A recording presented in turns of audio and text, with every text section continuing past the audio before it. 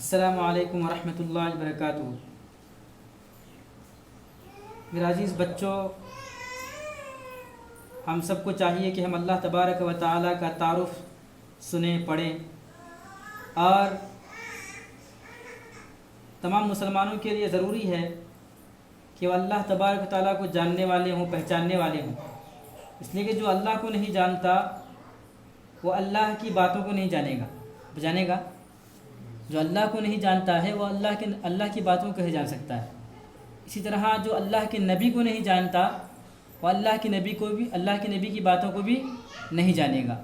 اس لیے ہم سب کو چاہیے کہ ہم اللہ کو جانیں بھی اور اللہ کو مانیں بھی۔ اللہ کو جاننا اور اللہ کو ماننا دو الگ باتیں ہیں۔ اللہ کو جاننا یعنی یہ سمجھ لینا کہ ہاں اللہ تبارک و تعالی ہے جو سارے جہانوں کا پالنہار ہے، جس نے سب کچھ بنایا۔ اور اللہ کو ماننا اس کا مطلب یہ ہے کہ اللہ نے جو کچھ کہا ہے ہم اس پر عمل کریں گے۔ اللہ نے جن کاموں کا حکم دیا ہے، جیسے کہ نماز پڑھنے کا حکم دیا ہے، ہم اس کو سچا مانتے ہیں، گویا کہ ہم اللہ کو مان رہے ہیں۔ اللہ کو ماننا یعنی اللہ کی ماننا، اللہ کی باتوں کو ماننا، اور اللہ کو جاننا یعنی اللہ پر ایمان لانا کہ ہم کو پیدا کرنے والا ایک اللہ تعالی ہے جو کسی کا محتاج نہیں ہے، ہم سب اللہ کے محتاج ہیں۔ تو میں مختصر طور پر آپ کی خدمت میں اللہ تبارک و تعالی کے بارے میں کچھ ضروری باتیں بیان کرنے جا رہا ہوں کہ ہم سب کو اللہ نے پیدا کیا۔ ہم سب کو کس نے پیدا کیا؟ ہم سب کو اللہ تعالیٰ نے پیدا کیا۔ تم کو اللہ نے پیدا کیا، سب کو اللہ نے پیدا کیا، یعنی ہر انسان کو، بلکہ انسانی نہیں بلکہ جنات کو، پرندوں کو، جانوروں کو، اور سمندر کی مچھلیوں کو، اور جانداروں کو، اور غیر جانداروں کو بھی، جن میں جان نہیں ہے، ان کو بھی اللہ ہی نے پیدا کیا ہے۔ زمین اللہ نے بنائی۔ زمین کس نے بنائی؟ زمین اللہ نے بنائی، اور آسمان اللہ نے بنایا۔ قرآن مجید میں بتایا گیا کہ اللہ پاک نے زمین و آسمان کو 6 دنوں میں بنایا۔ کتنے دنوں میں بنایا؟ 6 دنوں میں بنایا اللہ نے زمین کو اور آسمان کو، 6 دنوں میں اللہ نے بنایا ہے۔ اور زمین سے درخت اللہ نے اگائے۔ جب زمین اللہ نے بنائی تو درخت کس نے اگائے؟ زمین پر درخت اللہ نے اگائے، درختوں میں پھل اللہ نے لگائے۔ یاد رکھیے کہ زمین میں جو درخت ہیں وہ اللہ نے اگائے ہیں، اور اس میں ان درختوں میں پھل اللہ نے لگائے ہیں۔ اگر اللہ ان درختوں میں پھل نہ لگائے تو پھر ہم لوگ کیسے کھائیں گے؟ ہے نا؟ صرف درخت لگا کے چھوڑ دیا اللہ نے تو پھر انسان جو ہے کھانے پینے کا محتاج بن جائے گا۔ اس لیے اللہ پاک نے ہمارے کھانے پینے کا بھی انتظام کر دیا۔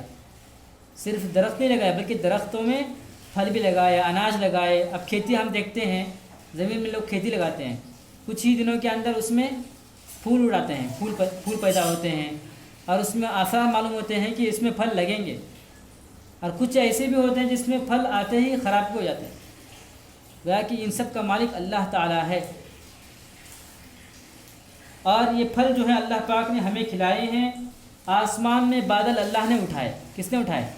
آسمان میں بادل اٹھتے ہیں، اور بادل جب زیادہ ہو جاتے ہیں اور اس بوجھ کو وہ برداشت نہیں کر سکتے تو وہ زمین پر گر جاتے ہیں۔ کہاں پر؟ زمین پر بارش کی شکل میں گر جاتے ہیں۔ بادلوں سے پانی اللہ نے برسایا ہے۔ اللہ نے برسایا، کسی انسان کا کام نہیں ہے، کسی جن کا کام نہیں ہے، کسی فرشتے کا اپنا خود کا عمل نہیں ہے، بلکہ اللہ پاک نے ہی آسمان میں بادل اٹھائے اور ان بادلوں سے پانی برسایا ہے۔ پانی اللہ نے سب کو پلایا۔ سب کو کون پانی پلاتے ہیں؟ اللہ تعالیٰ ہی پلاتے ہیں۔ اللہ نے سب کو پیدا کیا، اللہ نے سب کچھ بنایا۔ اللہ نے سب کچھ بنایا ہے۔ ایسا نہیں ہے کہ زمین اللہ نے بنایا، آسمان کسی اور نے بنایا، ایسا نہیں ہے۔ یا اللہ جو ہے زمین و آسمان کو بنا رہے تھے، کسی اور کو بھی اپنے ساتھ مدد کے لیے لے لیا، ایسا ہے کیا؟ نہیں، اللہ تعالیٰ تنے تنہا اکیلے جو ہیں اس دنیا کو بنائے ہیں۔ اور سب کچھ اللہ نے ہمارے لیے بنایا۔ میں نے پہلے بتایا ابھی کچھ دیر پہلے کہ الدنیا خلقت لکم، کہ دنیا تمہارے لیے بنائی گئی ہے۔ وخلقتم للآخرۃ، اور تم کو آخرت کے لیے بنایا گیا ہے، آخرت کی زندگی بنانے کے لیے، اور اپنی جنت اور جہنم کو بنانے کے لیے۔ یعنی جہنم کو وہ آدمی بنائے گا جو برا انسان ہے نا؟ جہنم کس کا ٹھکانہ ہے؟ برے انسان کا۔ نافرمان کا اللہ کا نافرمان ہے اور اللہ کا باغی ہے، اللہ کی بات نہیں مانتا ہے، اپنی مرضی کے مطابق زندگی گزارا ہے، مجھے جو اچھا لگے گا میں وہ کروں گا، تو وہ شخص جو ہے جہنم میں جانے والا ہے۔ اور جو اللہ کی مانتا ہے، اللہ کو اپنا سب کچھ مانتے ہوئے اللہ کی ہر بات مانتا ہے، وہ جنت میں جائے گا۔ تو یہ دنیا جو ہے اللہ پاک نے ہمارے لیے بنائی، لیکن ہم لوگوں کو دنیا کے لیے نہیں بنایا ہے، بلکہ ہم لوگوں کو آخرت کے لیے بنایا ہے، اچھے کام کر کے جنت حاصل کرنے کے لیے۔ ہم سب اللہ کے بندے ہیں۔ ہم سب کون ہیں؟ اللہ کے بندے۔ اللہ کے بندے، اس کا مطلب یہ ہوا کہ اللہ کے بندے ہونے کا مطلب یہ ہوا کہ اللہ کے بندوں کو صرف اللہ ہی کی عبادت کرنی چاہیے۔ کسی اور کی عبادت کریں گے نہیں، نہ درخت کی، نہ چاند کی، نہ ستارے کی، نہ پہاڑ کی، نہ سمندر کی، نہ جنگل کی، ہے نا، نہ پہاڑوں کی، نہ ہی زمین کے جو ذرے ہیں ان کی، کسی کی بھی نہیں۔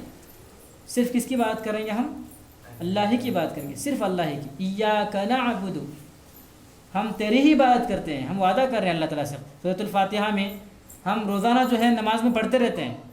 اگر ظہر کی نماز پڑھ رہے ہیں تو ہم ظہر کی فرض نماز میں 4 مرتبہ پڑھتے ہیں، اس کو پڑھتے ہیں نا سورۃ فاتحہ کو، 4 مرتبہ ہم اقرار کرتے ہیں کہ ہم تیری ہی بات کرتے ہیں۔ اگر کوئی بندہ اس طرح کہتے ہوئے پھر کسی اور سے مانگتا ہے تو گویا کہ وہ جھوٹ بول رہا ہے۔ کیا کر رہا ہے؟ جھوٹ بول رہا ہے کہ میں اللہ ہی سے مانگتا ہوں، اللہ سے ہی مانگتا ہے، پھر کسی اور سے مانگتا ہے۔ تو اللہ کہتے ہیں کہ ایسے بندے کی عبادت کی مجھے ضرورت نہیں ہے جو میرے ساتھ کسی اور کو بھی مانگے۔ اللہ تعالیٰ اپنی عبادت میں کسی کو شریک کرنا پسند ہی نہیں کرتے ہیں، اللہ کا پارٹنر کوئی نہیں ہے۔ قل هو اللہ احد، کیا فرمایا اللہ نے؟ اللہ اکیلے ہیں۔ قل هو اللہ احد، اے نبی محمد صلی اللہ علیہ وسلم کہہ دیجئے کہ اللہ ایک ہے۔ اللہ الصمد، اللہ بے نیاز ہے۔ لم یلد ولم یولد، نہ اس کا بیٹا ہے نہ وہ کسی کا بیٹا ہے، نہ اس کا بیٹا ہے اور نہ وہ کسی کا بیٹا ہے۔ ولم یکن لہ کفوا احد، اور اللہ کے جیسا کوئی نہیں ہے۔ تو اس میں اللہ نے صاف طور پر اعلان کر دیا، جو کوئی بھی انسان، جو کوئی بھی مسلمان اس سورے کو اچھی طرح سمجھ لے، پڑھ لے، تو وہ کبھی بھی جو ہے اللہ کے علاوہ کسی اور کی عبادت کبھی نہیں کرے گا، اللہ کے علاوہ کسی اور سے کبھی نہیں مانگے گا، صرف اللہ ہی سے مانگنا چاہیے۔ اور ہم سب کو یہ عزم کرنا ہے، یہ ارادہ کرنا ہے کہ ہم زندگی بھر اگر کسی کی عبادت کریں گے تو وہ صرف اور صرف اللہ ہی کی بات کریں گے۔ بڑے آواز سے بولو، کس کی بات کرنا چاہیے؟ اللہ ہی کی بات کرنا ہے۔ اللہ کے علاوہ کسی اور سے ایک رتی ذرا برابر بھی، ایک تنکا بھی دنیا والوں سے مانگیں گے یا عقیدہ رکھتے ہوئے کہ وہ دینے والا ہے۔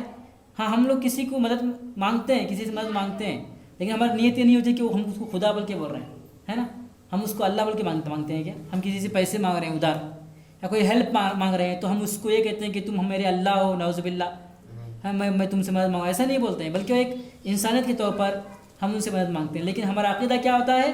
سب کو دینے والا اللہ ہے، سب کو دینے والا اللہ ہے۔ نبی صلی اللہ علیہ وسلم کو بھی کس نے دیا؟ اللہ نے دیا، ہے نا، ہر چیز جو مانگی اللہ نے، اللہ کے نبی نے، اللہ نے ان کو دے دیا۔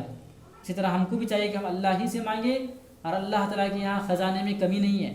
ہاں، اللہ ایسا بولے نعوذ باللہ کہ یہ بندہ بہت مانگ رہا ہے، میرا خزانہ ختم ہو رہا ہے، ایسا ہے کیا؟ نہیں، اللہ کے خزانے میں بولتے ہیں کہ جس طرح سمندر ہے نا، سمندر آپ جانتے ہوں گے، دیکھا نہیں ہوگا شاید، دیکھے ہو؟ دیکھیں تو سمندر میں اگر آپ جو ہے نا ایک قطرہ جو پانی گرتا ہے، ایک ٹپکا بولتے ہیں، ایک قطرہ اگر ہم اٹھا کر اس کو زمین پر رکھیں، ہے نا، اس قطرے کے برابر بھی اللہ کے خزانے میں خالی نہیں ہوتا۔ اگر کوئی بندہ اللہ سے زندگی پر مانگتا رہے اور اللہ تعالیٰ اس کو دیتے رہیں، ہر چیز دے رہے ہیں اس کو اپنے خزانے سے، لیکن پھر بھی اللہ کے خزانے سے ایک پانی کے قطرے کے برابر بھی کوئی چیز خالی نہیں ہوتی وہاں پر، بلکہ اللہ کا خزانہ بھرپور ہے۔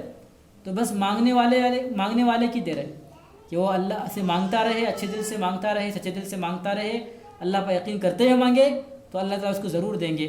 اللہ تعالیٰ ہم سب کو ان باتوں پر عمل کرنے کی توفیق عطا فرمائے، آمین۔ السلام علیکم ورحمۃ اللہ وبرکاتہ۔